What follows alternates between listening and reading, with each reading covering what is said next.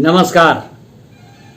तज्ञा TV network की ओर से आपका बहुत बहुत अभिनंदन। तज्ञा टीवी नेटवर्क पर आजकल रेणु यानी पद्मश्री फणीश्वर नाथ रेणु के जन्म शताब्दी के वर्ष में उनकी कहानियों का पाठ का सिलसिला चल रहा है। आज मैं उनकी एक ऐसी कहानी ला रहा हूँ जिसमें एक कलाकार के अंदर की भावना को आप देखेंगे किस तरह रेणु ने अपने शब्दों में पिरोया है, रखा है, उसके भावनाओं पर ध्यान देंगे। और शीर्षक है रस प्रिया। धूल में पड़े कीमती पत्थर को देखकर जौहरी की आंखों में एक नई झलक झिलमिला गई। अपरूप रूप चरवाहा मोहना छोड़ा को देखते ही पचकौड़ी मृदंगिया के मुंह से निकल पड़ा। रूप अपरूप खेतों बगानों बाग बगीचों गाय बैलों के बीच चरवाहा मोहना की सुंदरता, मृदंगिया की क्षीण ज्योति आंखें सजल हो गई। मोहना ने मुस्कुराकर पूछा, तुम्हारी उंगली तो रसप्रिया बजाते टेढ़ी हुई है ना? बूढ़े मृदंगिया ने चौंकते हुए कहा, रसप्रिया? हाँ, नहीं, तुमने कहाँ सुना वे? बेटा कहते कहते वो रुक गया। परमानपुर के में एक बार एक ब्राह्मण के लड़के को उसने प्यार से बेटा कह दिया था। सारे गांव के लड़कों ने उसे घेर कर मारपीट की तैयारी की और तैयारी की थी। बहरदार होकर ब्राह्मण के बच्चे को बेटा कहेगा, मारो साले बुढ़े को घेर कर, मृदंग फोड़ दो। मृदंगिया ने हंसकर कहा था, अच्छा इस बार माफ कर दो सरकार, अब से आप लोगों को बाप ही कहूंगा। बच्चे खुश हो गए।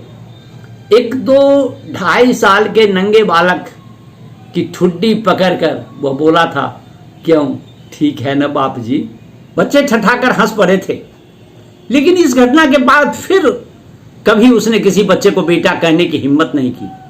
मोहना को देखकर बार बार बेटा कहने की इच्छा होती है। रसप्रिया की बात किसने बताई तुम्हें? बोलो बेटा। 10-12 साल का मोहना भी जानता है पचकौड़ी पगला है, कौन इससे पार पाए। उसने दूर मैदान में चरते हुए अपने बैलों की ओर देखा। मृदंगिया कमलपुर के बाबू लोगों के यहाँ जा रहा था। कमलपुर के नंदू बाबू के घराने में अब भी मृदंगिया को 4 मीठी बातें सुनने को मिल जाती हैं। 1-2 जून भोजन तो बंधा हुआ।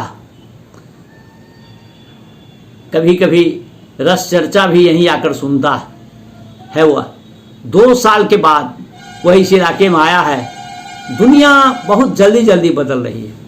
आज सुबह शोभा मिश्र के छोटे बेटे ने तो साफ साफ कह दिया, तुम जी रहे हो या थेथराई कर रहे हो मृदंगिया? हाँ, यह जीना भी कोई जीना है। निर्लज्जता है और थेथराई की भी सीमा होती है।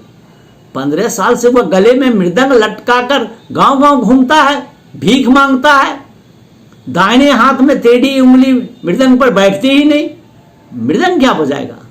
अब तो धा तिंग की बड़ी मुश्किल से बजाता। अतिरिक्त गांजा भांग सेवन से गले की आवाज विकृत हो गई। किंतु मृदंग बजाते समय विद्यापति की पदावली गाने की वह चेष्टा अवश्य करेगा। फूटी भाथी के जैसी आवाज निकलती है, वैसी ही आवाज शोय शोय। 15-20 साल पहले तक विद्यापति के नाम की थोड़ी पूछ हो जाती थी। शादी ब्याह यज्ञ उपनयन मुंडन छेदन आदि शुभ कार्यों में विद्यापति मंडली की बुलाहट होती थी। पचकौड़ी मृदंगिया की मंडली ने सहरसा पूर्णिया के जिले में काफी यश कमाया। पचकौड़ी मृदंगिया को कौन नहीं जानता, सभी जानते हैं। पर अधपगला है। गांव में बड़े बूढ़े कहते हैं कि पचकौड़ी मृदंगिया का भी एक जमाना था। उस जमाने में मोहना जैसा लड़का भी है, सुंदर सलोना और सुरीला, रसप्रिया गाने का आग्रह करता है। एक रसपिड़िया गाओ न मृदंगिया। रसपिड़िया सुनोगे? अच्छा सुनाऊंगा। पहले बताओ किसने? हे मोहना, बैल भागे, एक चरवाहा चिल्लाए, मोहना पीठ की चमड़ी उधेर करमू।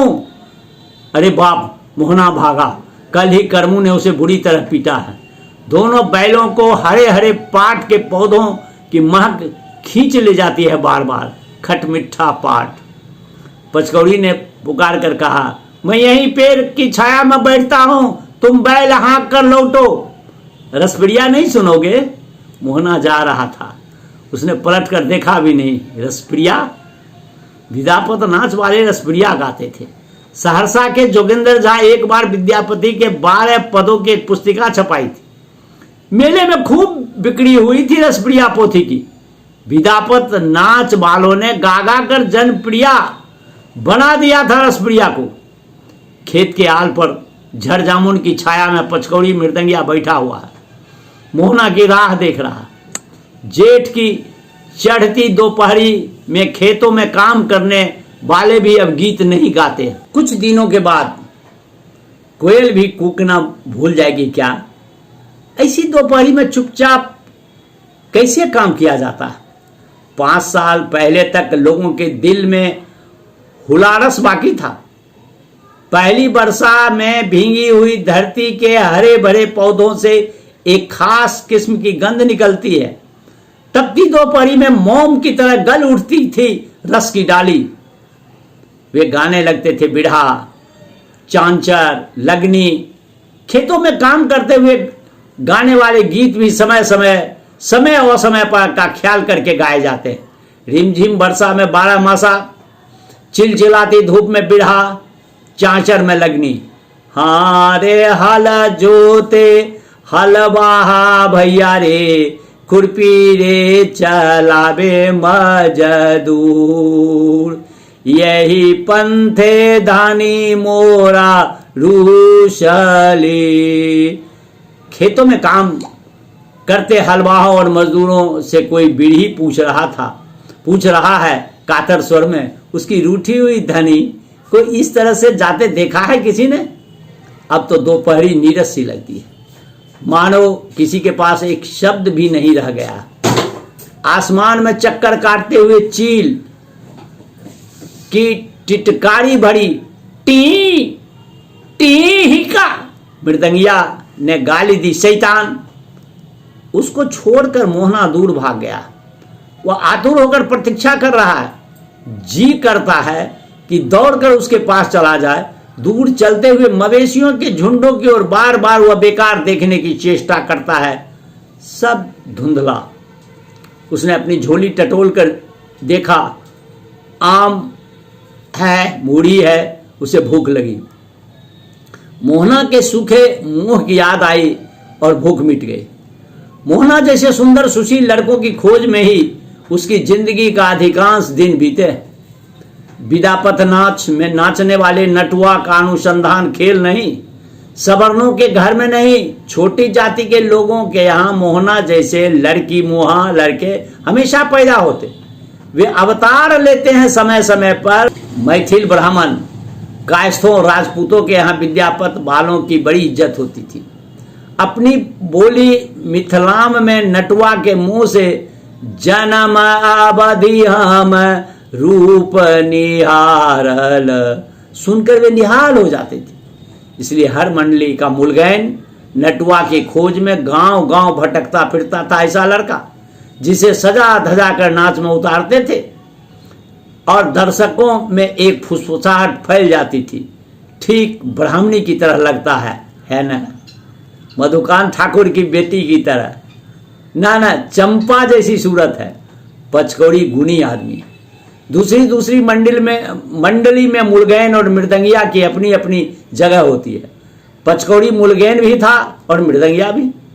गले में मृदंग लटका कर बजाते हुए वह गाता था, नाचता था। एक सप्ताह में ही नया लड़का भावड़ी देकर ये प्रवेश में उतरने योग्य नाच सीख लेता था। नाच गाना सिखाने में कभी उसे कठिनाई नहीं हुई। मृदंग के स्पष्ट बोल पर लड़कों के पांव स्वयं ही थिरकने लगते थे। लड़कों के जिद्दी माँ बाप से निपटना मुश्किल व्यापार होता था। विशुद्ध मैथिल में और भी शहर लपेट कर वह फुसलाता। किशन कन्हैया नाचते थे। नाच तो एक गुण है। अरे जाचक कहो या 10 दुआरी, चोरी डकैती या आवारागर्दी से तो अच्छा है अपना अपना गुण दिखाकर लोगों को रिझाकर गुजारा करता है। एक बार उसे लड़के की चोरी भी करनी पड़ी थी। बहुत पुरानी बात है, इतनी मार लगी थी बहुत पुरानी बात है। पुरानी ही सही, सब तो ठीक है। रसप्रिया बजाते समय तुम्हारी उंगली टेढ़ी हुई थी, ठीक है ना। मोहना न जाने कब लौट आया। मृदंगिया के चेहरे पर चमक लौट आई। वह मोहना की ओर एक टकटकी लगाकर देखने लगा। यह गुणवान मर रहा है, धीरे धीरे तिल तिल कर वह खो रहा है। लाल लाल होठों पर बीड़ी की कालिख लग गई है, पेट में तिल्ली है जरूर। मृदंगिया वैद्य भी है, एक झुंड बच्चों का बाप धीरे धीरे पारिवारिक डॉक्टर की योग्यता हासिल कर लेता है। उत्सवों में बासी टटका भोजनान्नों की प्रतिक्रिया कभी कभी बहुत बुरी होती। मृदंगिया अपने साथ नमक, सुलेमानी, चान मार, पाचन और कुनैन की गोली हमेशा रखता था। लड़कों को सदा गर्म पानी के साथ हल्दी की बुकनी खिलाता।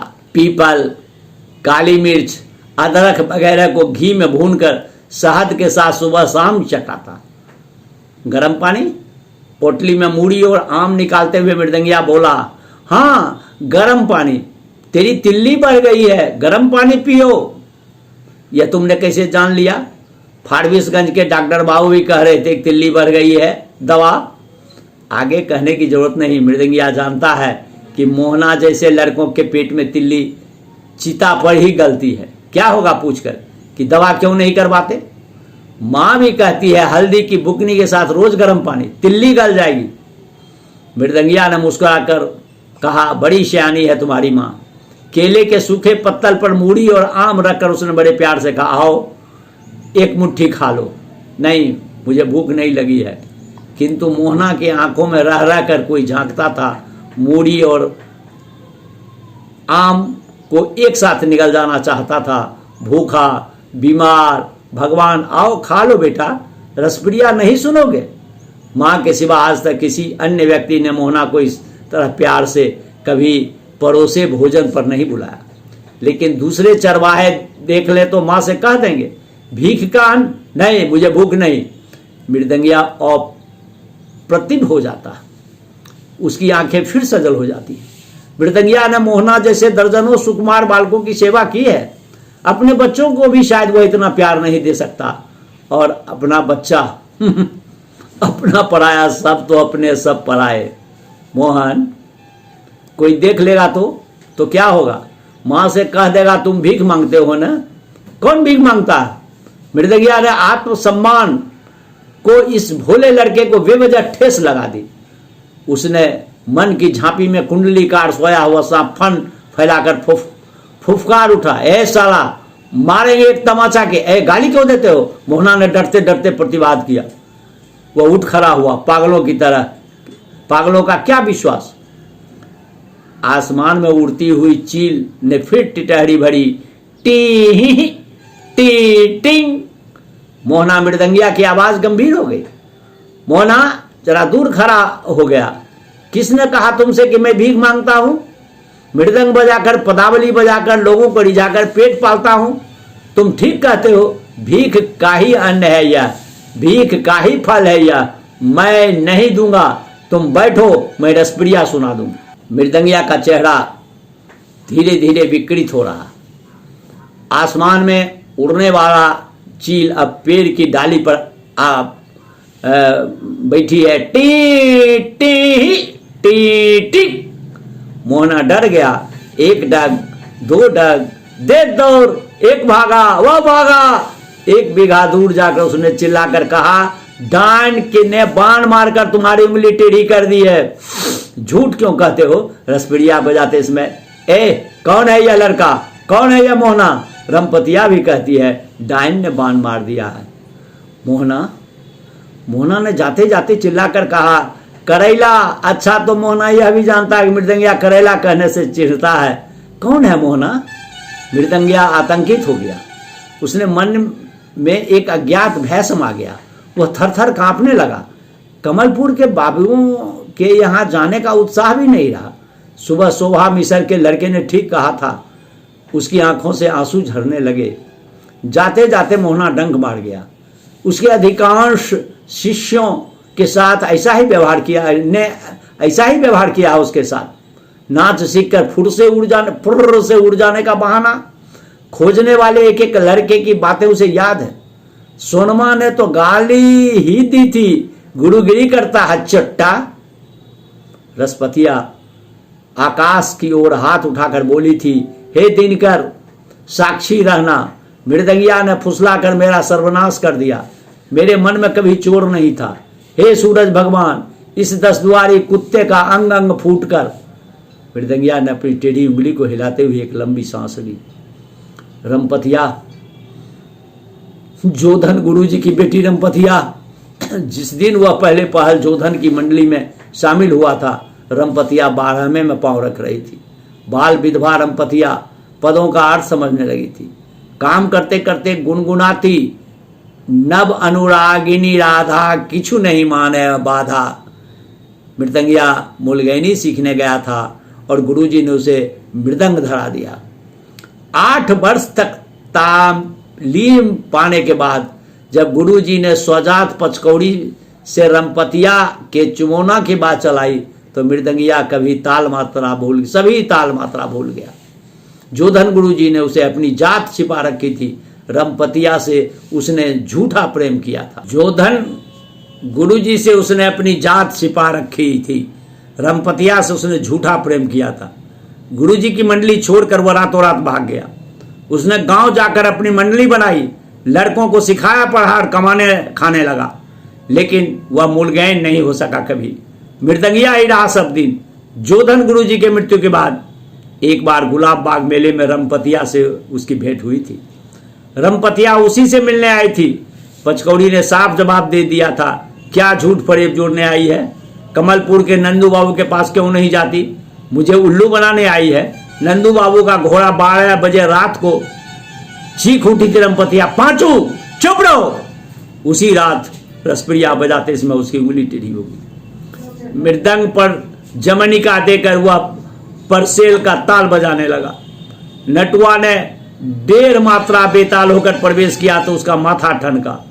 प्रवेश के बाद उसने नटुआ को झिड़की दी, साला थप्पड़ों से गाल लाल कर दूंगा, और रसप्रिया की पहली कड़ी ही टूट गई।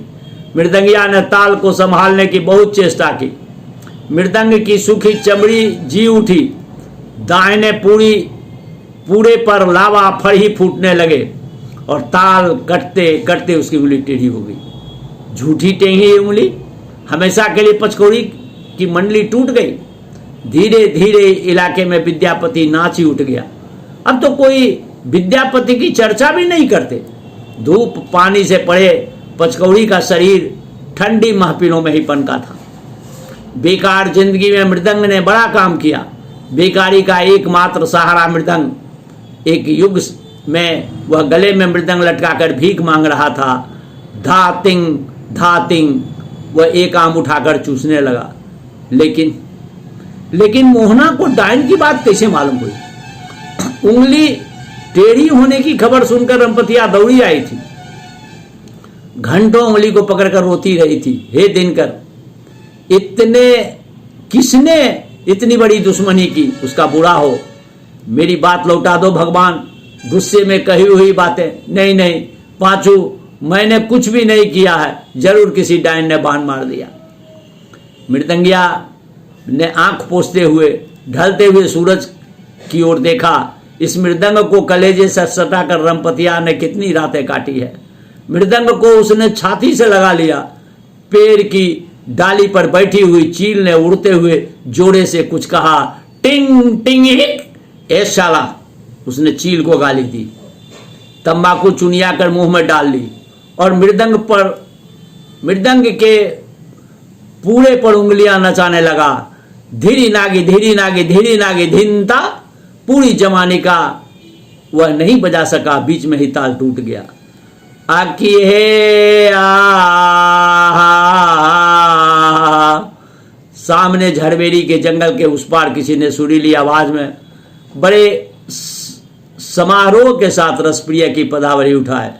नव वृंदावन नव नव तरुगन नव नव विकसित फूल। नव वृंदावन नव नव तरुगन नव नव विकसित फूल। मृदंगिया के सारे शरीर में एक लहर दौड़ गई। उसकी उंगलियां स्वयं ही मृदंग के पूरे पर थिरकने लगी। गाय बैल के झुंड दोपहर में उतरती छाया में आकर जमा होने लगे। खेतों पर काम करने वालों ने कहा पागल है, जहां जी चाहा बैठकर बजाने लगता है। बहुत दिन के बाद लौटा। हम तो समझते हैं कि कहीं मर खप गया होगा। रसप्रिया की सुरीली रागनी ताल पर आकर कट गई। मृदंगिया का पागलपन अचानक बढ़ गया। वह उठकर दौड़ा। झड़बेड़ी के झाड़ी के उस पार कौन है? कौन है यह शुद्ध रसप्रिया गाने वाला? इस जमाने में रसप्रिया का रसिक? झाड़ी में छिपकर मृदंगिया ने देखा मोहना तन्मय होकर दूसरे पद की तैयारी कर रहा है। गुनगुनाहट बंद करके उसके गले को साफ किया।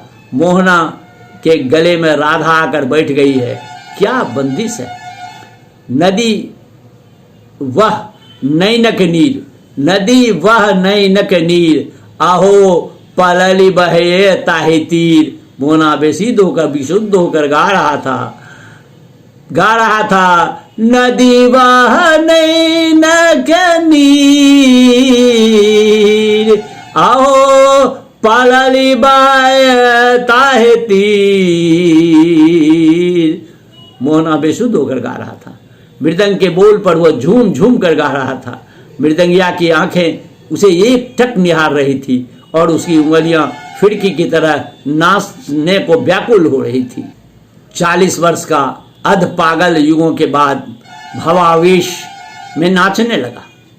रह रहकर वह अपनी विकृत आवाज में पदों की कड़ी धरता फोय फोय सोय सोय धीरी नागे धिन्नता दूर समय तानु गुणे नहीं ओर लागल दुहुक न भांग जोर। मोहना के आधे काले आधे लाल होठों पर नई मुस्कुराहट दौड़ गई। वह समाप्त करते हुए बोला इस टेढ़ी उंगली पर इतनी तेजी। मोहना हाफने लगा। उसकी छाती की हड्डियां उफ। मृदंगिया धम से जमीन पर बैठ गया। कमाल किससे सीखे? कहां सीखी तुमने पदावली? कौन है तुम्हारा गुरु? मोहना ने हंसकर जवाब दिया सीखूंगा कहां, माँ तो रोज गाती है। प्रातः की मुझे याद है लेकिन अभी तो उसका समय नहीं। हाँ बेटा, बेताले के साथ कभी मत गाना बजाना। जो कुछ भी है सब चला जाएगा। समय कुसमय का भी ख्याल रखना। लो आम खा लो। मोहना बेझिझक आम लेकर चूसने लगा। एक और लो। मोहना ने 3 आम खाए और मृदंगिया के विशेष आग्रह पर 2 मुट्ठी मूढ़ी भी फांक गया। अच्छा, अब एक बात बताओगे मोहना, तुम्हारे माँ बाप क्या करते हैं? बाप नहीं है, अकेली माँ है। बाबू लोगों के घर में कुटाई पिसाई करती है। और तुम नौकरी करते हो किसके यहाँ? कमलपुर के नंदू बाबू के यहाँ। नंदू बाबू के यहाँ? मोहना ने बताया उसका घर सहरस में है। तीसरे साल सारा गांव कोसी मैया के पेट में चला गया। उसकी माँ उसे लेकर अपने ममहर आई कमलपुर में तुम्हारी माँ के मामू रहते हैं? मृदंगिया कुछ देर तक चुपचाप सूर्य की ओर देखता रहा।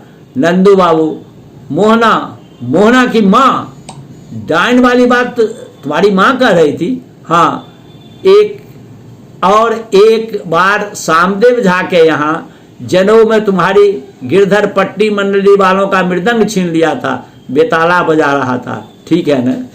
मृदंगिया की खिचड़ी दाढ़ी मानो अचानक सफेद हो गई और उसने अपने को संभाल कर पूछा तुम्हारे बाप का क्या नाम है? अजोधा दास, बूढ़ा अजोधा दास, जिसके मुंह में न बोल न आंख में लोर, मंडली में गठरी धोता था, बिना पैसे का नौकर, बेचारा अजोधा दास। बड़ी सियानी है तुम्हारी माँ। एक लंबी सांस लेकर मृदंगिया ने अपनी झोली से एक छोटा बटुआ निकाला। लाल पीले कपड़ों में टुकड़ों को खोलकर कागज की एक पुड़िया निकाली, जिसको मोहन ने पहचान लिया। लोट? क्या है लोट? हाँ लोट है। कितने रुपया वाला? 5 टकिया है। 10 टकिया जरा छूने दोगे? कहाँ से लाए? मोहना एक सांस में सब कुछ पूछ गया। सब 10 टकिया है। हाँ, सब मिलाकर 40 रुपये हैं। मृदंगिया ने एक बार इधर उधर निगाहें दौड़ाई, फिर फुसफुसाकर बोला, मोहना बेटा, फारबिसगंज के डॉक्टर बाबू को देकर बढ़िया दवा लिखा लेना, खट्टा मीठा परहेज करना, गर्म पानी जरूर पीना। रुपये मुझे क्यों देते हो? अरे जल्दी रख ले, कोई देख लेगा। मोहना ने भी एक बार चारों ओर नजर दौड़ाई। उसके होठों की कालिख और गहरी हो गई। मृदंगिया बोला, बीड़ी तंबाकू भी पीते हो? खबरदार। वो उठ खड़ा हुआ। मोहना ने रुपये ले लिए। अच्छी तरह गांठ बांध ले, मां से कुछ मत कहना। और हाँ, यह भीख का पैसा नहीं है बेटा, यह मेरी कमाई के पैसे हैं, अपनी कमाई के। मृदंगिया ने जाने के लिए पांव बढ़ाया। मेरी माँ खेत में घास काट रही है, चलो ना। मोहना ने आग्रह किया। मृदंगिया रुक गया। कुछ सोच कर बोला, नहीं मोहना, तुम्हारे जैसा गुणवान बेटा पाकर तुम्हारी माँ महारानी है। मैं महाभिखारी 10 दुआरी हूँ, जाचक फकीर। दवा से जो पैसे बचे उसका दूध पीना। मोहना की बड़ी बड़ी आंखें कमलपुर के नंदू बाबू की आंखें जैसी है। रे मोहना, रे बैल कहाँ है रे? तुम्हारी माँ पुकार रही है शायद। हाँ, तुमने कैसे जान लिया? रे मोहना, हे रे। एक गाय ने सुर में सुर मिलाकर अपने बछड़े को बुलाया। गाय बैलों के घर लौटने का समय हो गया। मोहना जानता है कि माँ बैल हाँक कर ला रही होगी। झूठ मूठ मुझे बुला रही है। वह चुप रहा। जाओ मृदंगिया ने कहा, माँ बुला रही है, जाओ। अब से मैं पदावली नहीं, रसप्रिया नहीं, निर्गुण गाऊंगा। देखो मेरी उंगली शायद सीधी हो रही है। शुद्ध रसप्रिया कौन गा सकता है आजकल? अरे चलो मन ससुराल जरबे हो रामा। अरे चलो मन ससुराल जय हो रामा। किया हो रामा नहिरा में अगिया लगाए बरे की। खेतों की पगडंडी झड़बेड़ी के जंगल के बीच होकर जाती है। निर्गुण गाता हुआ मृदंगिया झड़बेड़ी की झाड़ियां में छिप गया। ले यहाँ अकेला खड़ा होकर क्या करता है? कौन बजा रहा है मृदंग रे? घास का बोझा सिर पर लिए मोहना की माँ खड़ी है। पचकौड़ी मृदंगिया, वो आया है वह? उसकी माँ ने बोझ जमीन पर पटकते हुए पूछा। मैंने उसके एक ताल पर रसप्रिया गाया है। कहता था इतना शुद्ध रसप्रिया कौन गा सकता है आजकल? उसकी उंगली सब ठीक हो जाएगी। माँ ने बीमार मोहना को आह्लाद से अपने छाती से सटा लिया। लेकिन तू तो हमेशा उसकी टोकरी भर शिकायत करती थी। बेईमान है, गुरुद्रोही है, झूठा है तो वैसे तो लोगों की संगत ठीक नहीं। खबरदार, जो भी उसके साथ फिर कभी गया 10 दुआ याचकों से हेल मिल करके अपना ही नुकसान होता है। चल उठा बोझ। मोहना ने बोझ उठाते समय कहा, जो भी हो गुणी आदमी के साथ रसप्रिया। चुप, रसप्रिया का नाम मत ले। अजीब है माँ, जब गुस्साएगी तो बाघिन की तरह और जब खुश होगी तो गाय की तरह मुंह काटती है और छाती से लगा लेती है। तुरंत खुश तुरंत नाराज। दूर से मृदंग की आवाज आई, ताधिंग ताधिंग। मोहना की माँ खेत की उबड़ खाबड़ मेर पर चल रही थी। ठोकर खाकर गिरते गिरते बची का बोझ खुलकर गिरकर खुल गया। मोहना पीछे पीछे मुंह लटका कर जा रहा। बोला, क्या हुआ? धातिंग धातिंग। मोहना की माँ खेत की मेर पर बैठ गई। जेठ की शाम से पहले जो पुरवैया चलती थी धीरे धीरे तेज हो गई। मिट्टी की सौंधी सुगंध हवा में धीरे धीरे घुलने लगी। धातिंग धातिंग। मृदंगिया और कुछ बोलता था बेटा। मोहना की माँ आगे कुछ न बोल सकी। कहता था, तुम्हारे जैसा गुणवान बेटा पाकर तुम्हारी माँ महारानी है, मैं तो 10 दुआरी हूँ, झूठा बेईमान। मोहना की माँ आंसू पोंछ कर बोली, ऐसे लोगों की संगत कभी मत करना। मोहना चुपचाप खड़ा रहा। इस तरह भावनात्मक कहानी फणीश्वरनाथ, पद्मश्री फणीश्वरनाथ रेणु जी की कहानी रसप्रिया। बहुत ही चर्चित और लोकप्रिय भी हुई। अनेक लोगों ने इसकी फरमाइश भी की कि आप मुझे रसप्रिया भी सुनाएं। तो धन्यवाद, शायद वैसे लोगों की ये फरमाइश पूरी हो गई होगी। और उनसे अनुरोध है कि इसे लाइक करें, शेयर करें और अभी तक न किए हो तो सब्सक्राइब करें। धन्यवाद।